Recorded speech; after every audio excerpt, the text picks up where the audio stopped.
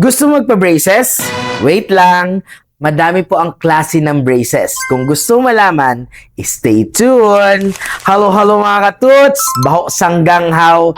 This is your Waraynon Dentist Doc Noy na may clinic dide sa Santa Mesa, Manila ng Taguig. Para sa ato niyan. Know your teeth. May iba't ibang klase ang braces. So para mas maintindihan nyo, i-categorize muna natin. Metal braces, may dalawang klase yan.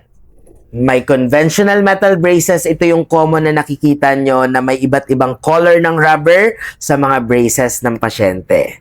Pangalawa, ang SLB or self-ligating braces. Ito naman yung metal braces na may lock lang sa bracket kaya hindi po nilalagyan ng rubber.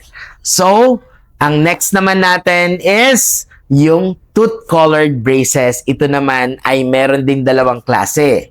Merong ceramic braces at sapphire braces. Yung mismong bracket made up of ceramic at saka sapphire. Kakulay siya ng ngipin sa mga pasyente na gusto ng naka-braces pero hindi halata. Ito yung para sa inyo.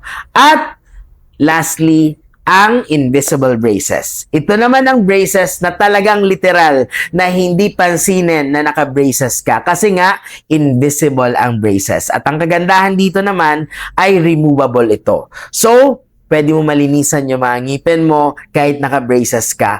At perfecto sa mga nasa abroad dyan, yung OFW na hindi nakakauwi sa Pilipinas para sa monthly adjustment or yung mga seaman, ito yung para sa inyo.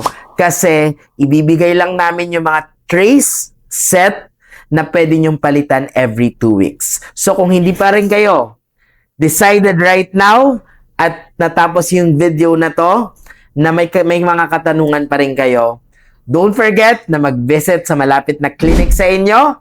Ngipin mo yan pero mission ko yan. Thank you and don't forget to smile!